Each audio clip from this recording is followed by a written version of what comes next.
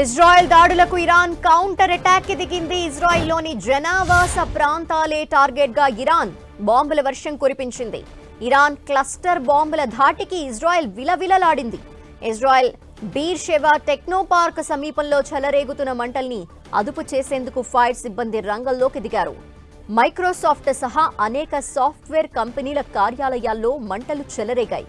Cluster బాంబుని Iran ప్రయోగించడం ఇదే తొలిసారి.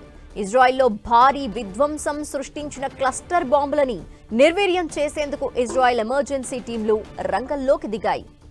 ఇజ్రాయెల్లోని జనావాస ప్రాంతాలపై ఇరాన్ క్లస్టర్ బాంబుని మోసుకువెళ్లే క్షిపణి పేల్చింది.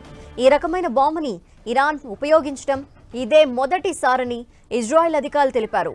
ఇజ్రాయెల్లోని జనావాస ప్రాంతాలపైకి దూసుకొచ్చిన ఇరాన్ క్షిపణి డజన్ల కొద్దీ బాంబుల్ని విరజిమ్మి భారీ విధ్వంసం సృష్టించింది.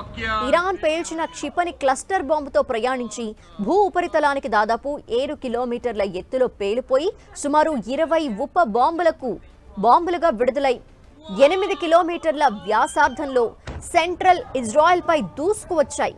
దీని ప్రభావంతో ఇజ్రాయెల్లోని బీర్షెవా నగరంలో మైక్రోసాఫ్ట్ ఆఫీస్తో సహా అనేక సాఫ్ట్వేర్ కంపెనీస్ ఉన్న టెక్నో పార్క్ సమీపంలో పెద్ద ఎత్తున మంటలు ఎగిసిపడ్డాయి. దీంతో ఇజ్రాయెల్లో ఎమర్జెన్సీ టీమ్స్ రంగంలోకి దిగాయి. కొన్ని క్లస్టర్ బాంబులని తాము అడ్డుకుని పేల్చివేసినట్టు ఇజ్రాయెల్ సైన్యం ప్రకటించింది.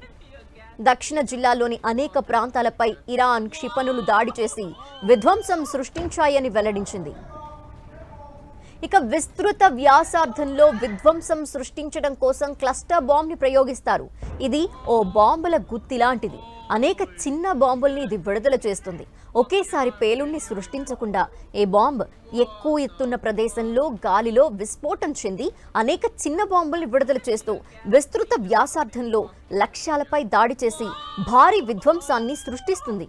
క్లస్టర్ బాంబుల ప్రయోగంపై గతంలో ఎన్నో వివాదాలున్నాయి. వీటిలో కొన్ని బాంబులు పేలకుండా అలాగే క్రియాశీలకంగా ఉండిపోయే అవకాశం ఉంది.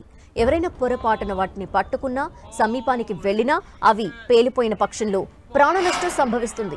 జనావాసం ఉన్న ప్రాంతాలపై ఈ బాంబును ఉపయోగిస్తే అది భారీ విధ్వంసం సృష్టిస్తుంది.